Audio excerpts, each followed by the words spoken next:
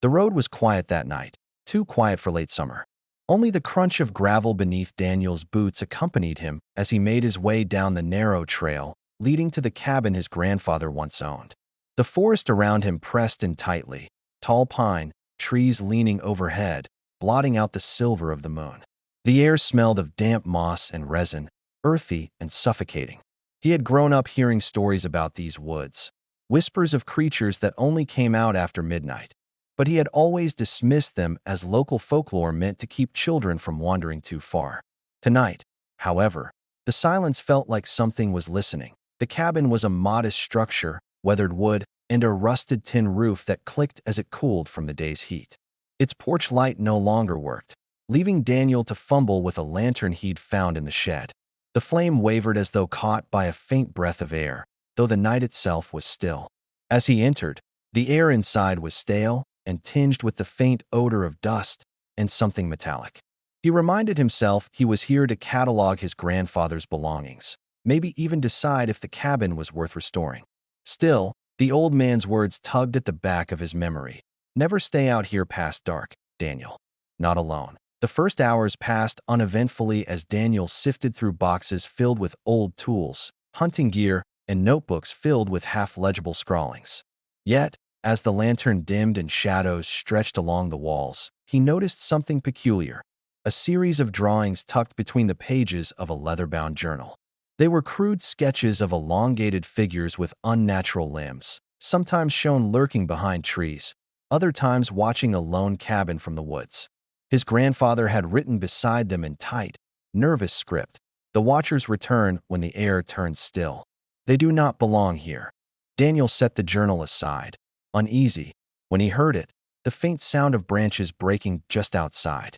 He froze, straining to listen. It wasn't the steady, delicate crack of deer moving through underbrush. This was heavier, slower, deliberate. The sound circled the cabin, stopping and starting again, as though pacing.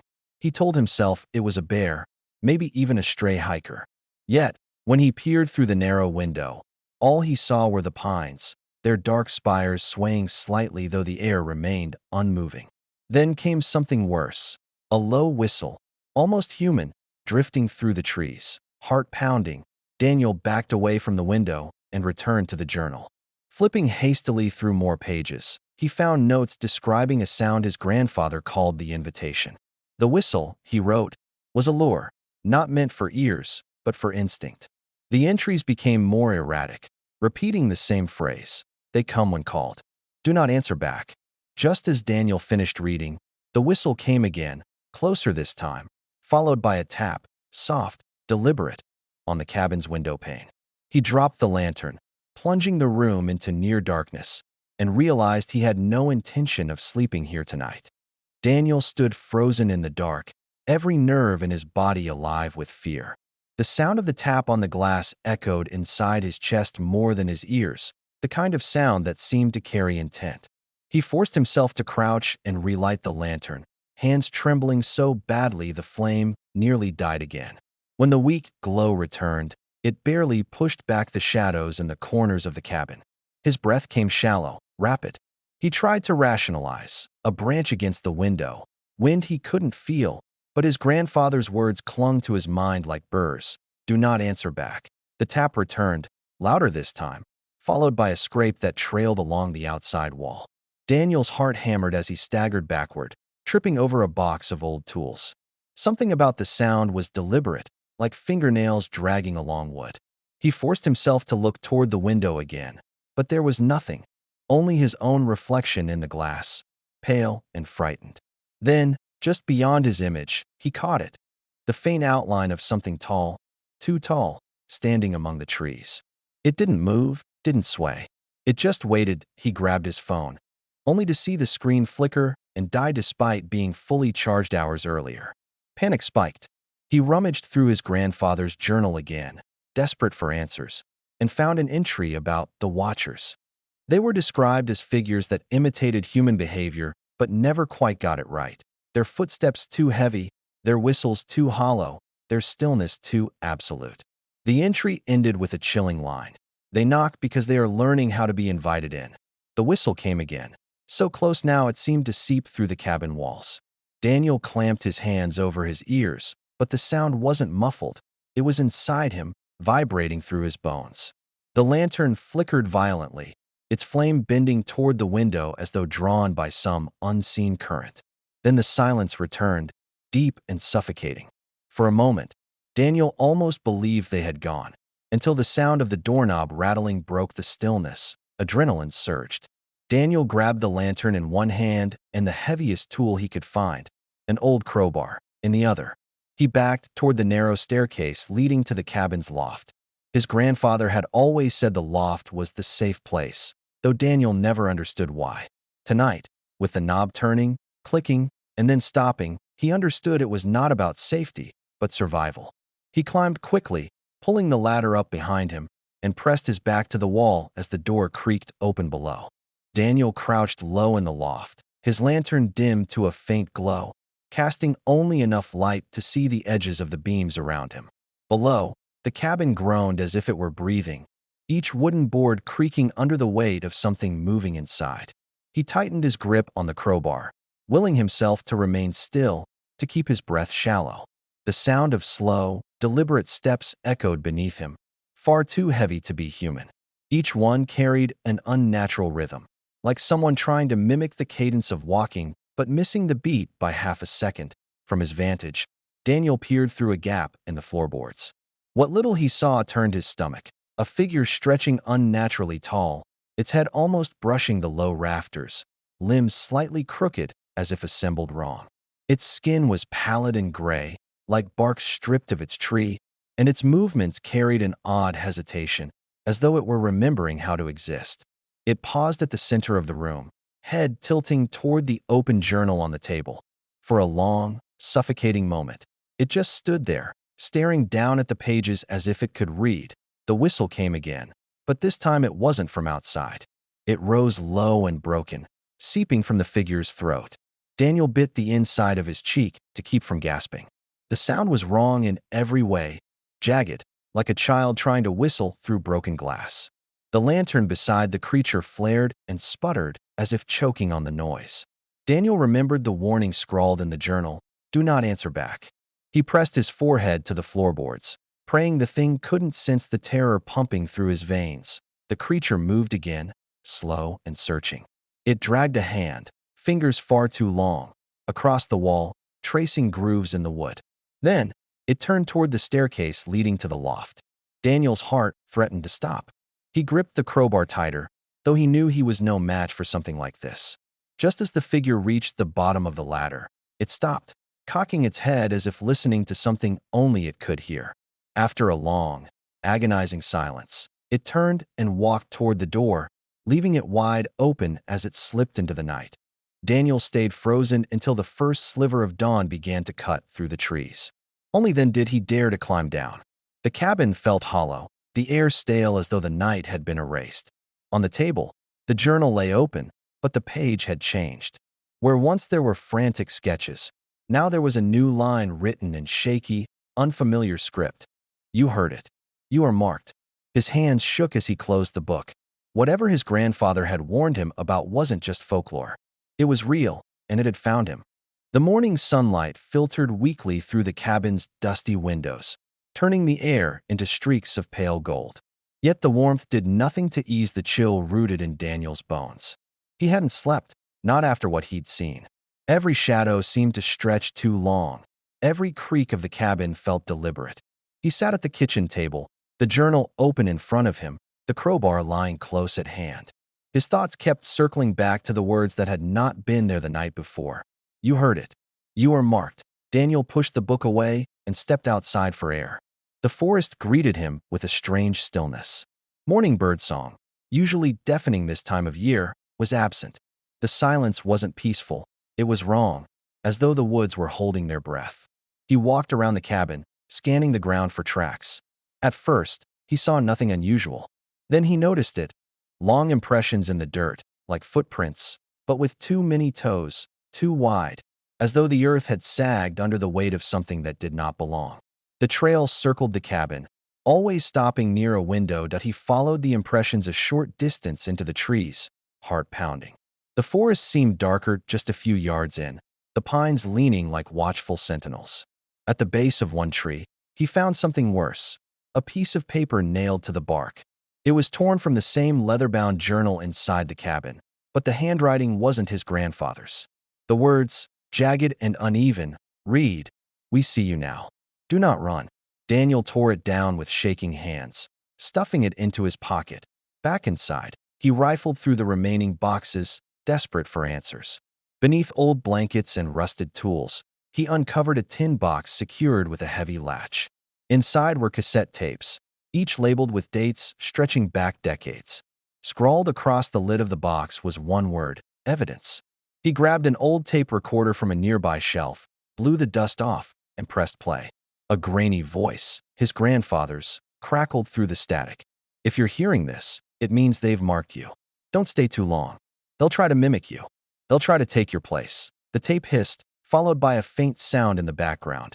Whistling. Daniel's skin crawled as his grandfather's voice broke into frantic words. "Never whistle back. Never answer. If you hear your own voice outside the window, don't believe it." Daniel stopped the tape with a shaking hand. His stomach churned. He hadn't answered the whistle, but he had listened. The line from the journal echoed in his mind like a curse. "You are marked." Daylight no longer felt like safety. It felt like a countdown. Daniel sat cross-legged on the cabin floor, the tin box of tapes spread out before him. His hands hovered over them, uncertain which to choose, each label marked with dates that stretched back before he was even born. He selected one from the early 1980s and pressed play. His grandfather's voice came through clearer this time, though still tinged with static. "They come when the woods go silent. They learn your patterns, your speech. They are never quite right, but they don't need to be. They only need you to doubt." A pause followed, then a muffled sound. Heavy footsteps pacing near the recorder. Daniel stopped the tape, the silence in the cabin now deafening, his skin prickling as if those same footsteps were circling him now. He shoved several tapes into his backpack along with the journal. If his grandfather was right, staying here would only make him easier prey. He needed to move, to test if daylight truly meant safety, or if the watchers were relentless regardless of the hour. Gripping the crowbar and slinging the pack over his shoulder, he stepped outside into the pale light that struggled through the pines. The forest greeted him with unnatural stillness again, but something felt different this time. The footprints he had found earlier seemed to multiply, leading away from the cabin in every direction, as though several figures had circled and then departed at once. He followed one trail cautiously, each step crunching loud against the silence. His nerves screamed at him to turn back, yet something in the distance caught his eye. A strip of flannel caught on a branch, faded and torn. His grandfather's jacket. Heart hammering, Daniel pushed deeper into the trees. The forest grew darker though the sun was still high, shadows bending in strange ways. He reached a small clearing where the trees leaned inward, their tops nearly touching as if to hide what was beneath. In the center stood an old hunting blind, collapsed and rotten with age. Scattered around it were more scraps of fabric, notebooks, and bones. Deer, mostly, but not all. One set was unmistakably human, a boot still clinging to the skeleton's foot. Before he could move closer, the forest erupted with sound, a whistle, sharp and broken, coming from every direction at once. Daniel spun, crowbar raised, but saw nothing. Then, from behind him, came a voice that froze his blood. It was his own voice, calling his name softly. "Daniel, come back inside." He staggered backward, shaking his head, clutching the crowbar tighter. The warning from the tape roared in his mind. "If you hear your own voice outside the window, don't believe it."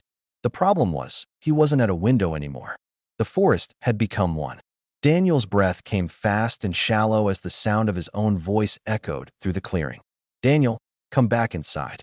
The cadence was wrong, pitched slightly off, the syllables stretched in ways that made his skin crawl. He gripped the crowbar so tightly his knuckles turned white. He forced himself not to answer, not to give them what they wanted. Instead, he turned slowly, scanning the trees. That's when he saw it. A tall figure, mostly hidden behind a trunk, its outline blurred as if the air itself resisted its presence. The figure leaned forward, and Daniel's stomach twisted. Its face wasn't a face at all, more like a pale mask stretched too thin, with hints of human features flickering beneath the surface, as though it were deciding which version to wear. Its mouth opened, wide and trembling, before releasing another whistle, almost perfect this time. Then, in his grandfather's voice, it rasped, "Don't run, Daniel." The words cracked at the edges, as though the thing had chewed them before spitting them out. Panic surged, and Daniel stumbled back, nearly tripping over the remains of the collapsed hunting blind. The thing moved closer, its limbs bending at angles that no human could manage, yet its gait mimicked his own footsteps from earlier, delayed and heavy. He remembered the journal's words. They learn your patterns, your speech. He realized, with sick certainty, that the longer he stayed, the more it would learn, until it could wear him like a mask. Desperate, Daniel swung the crowbar through the air, the sound sharp in the silence. The figure recoiled, not from the weapon itself, but from the noise it made. Its form shimmered, blurring like heat haze, and in that distortion, Daniel caught glimpses of something else. More of them, waiting just beyond the tree-line. Shadows within shadows, dozens of crooked heads watching in perfect stillness. The pale mask snapped back into place, and the mimic tilted its head, studying him as though he were the intruder here. Daniel backed away slowly, clutching the crowbar, then turned and fled through the forest, crashing through underbrush with no thought of stealth. The mimic's voice followed him, changing tone and pitch with every cry. Sometimes his grandfather's, sometimes his own, sometimes something else entirely. "Don't run, Daniel. Stay with us. We see you." His legs burned, lungs seared, but he didn't stop until the trees thinned and the faint outline of a dirt road came into view. For a fleeting moment, he believed he had escaped. But then, from the shadows of the tree-line, came a final broken whistle, too close, too knowing. Daniel stumbled out of the trees, his boots skidding on loose gravel as he collapsed onto the dirt road.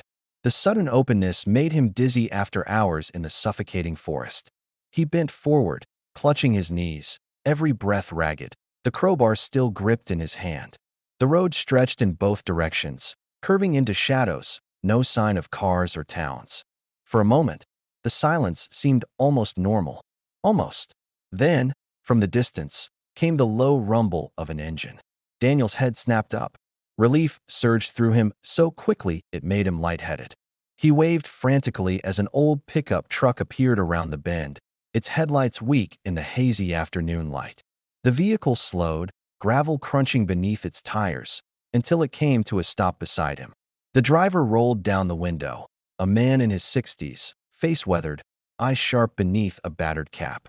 "You all right, son?" the man asked. His voice was calm, steady. Too steady. Daniel hesitated, his grandfather's warnings gnawing at him. "They'll try to mimic you." The voice had none of the cracks or distortions he'd heard from the creature earlier, but there was something unsettling about the man's stillness, the way his eyes never blinked. Swallowing hard, Daniel forced himself to nod. I need help. My cabin's back that way. Something's wrong out here." The man studied him a long moment before replying. "Get in. You shouldn't be alone on this road." Daniel circled the truck cautiously, scanning the interior through the open passenger window. A thermos sat in the cup holder, a half-eaten sandwich on the seat. The details felt right, human, lived in. He climbed in, clutching the crowbar against his leg. The man put the truck in gear, and they rolled slowly down the road. "Your grandfather ever tell you not to wander these woods?" the man asked casually. Daniel's blood went cold. He hadn't mentioned his grandfather. Yeah, Daniel said carefully. "He told me stories." The man chuckled, low and knowing. They weren't stories. The truck picked up speed, gravel spraying beneath its tires. Daniel's stomach twisted. Outside the window, he saw movement among the trees, tall figures pacing the truck, their pale forms darting between shadows, always keeping up no matter how fast the vehicle went. He turned to warn the driver, but froze. The man's smile had stretched too wide, his teeth too even, too perfect. His hands stayed locked on the wheel, knuckles pale, never shifting. "Don't worry," the driver said, voice smooth as glass. "We'll take you where you belong." The truck rattled along the dirt road, the engine groaning as if it, too, resented the weight of silence between driver and passenger. Daniel sat stiffly, eyes flicking from the man's hands to the rearview mirror, searching for signs of normalcy. Outside, the forest whipped past, shadows stretching between the trees. He gripped the crowbar across his lap like a lifeline. Every instinct screamed that he shouldn't be here, that the safety of the road was an illusion as fragile as glass. The driver hummed softly, an old tune Daniel half recognized from childhood, something his grandfather used to whistle while fixing the roof of the cabin. The sound scraped across his nerves. "You remind me of your grandfather," the man said, eyes fixed on the road. "Always stubborn, always thinking he could fight them off." Daniel's pulse spiked. He hadn't said his name, hadn't mentioned his grandfather beyond a vague reference. He shifted in his seat, inching closer to the door handle. The driver's smile returned, stretched wide and unblinking. "He never told you, did he? What happens when you're marked?" His voice wavered for just a moment, a crack in the smooth facade, before snapping back into place. Outside, the pale shapes in the trees seemed to lean closer, their movements echoing the rhythm of the truck's tires. Daniel's throat tightened. "Who are you?" he whispered, unable to stop himself. The man's head tilted, too far, his neck creaking like wood under strain. "Why, Daniel?" "I'm you." For one horrifying moment, the man's face shifted, features bent and blurred, skin pulling thin, until Daniel saw his own reflection staring back at him in the passenger side mirror. Not quite right. Eyes too wide, smile too sharp, but close enough that he recoiled violently. The truck swerved, tires screeching against gravel as the mimic's hands clamped tighter on the wheel. "Don't fight it," it hissed in Daniel's voice. "You're tired. Let us drive." Adrenaline surged through Daniel's veins. He swung the crowbar, the metal connecting with the mimic's arm. The limb bent unnaturally, bone cracking like splintered wood, but the driver didn't cry out. It only turned its head fully toward him, smile splitting wider, until its cheeks tore. Daniel wrenched the door handle and threw himself out of the moving truck. Gravel tore his skin as he hit the ground, rolling violently, the world spinning around him. When he staggered to his feet, the truck was gone, swallowed by the road ahead, but the whistle lingered, carried on the wind behind him. Daniel limped along the dirt road, each step a battle against pain. His palms were shredded from the fall, his shirt torn, but the crowbar remained clutched in his hand like a lifeline.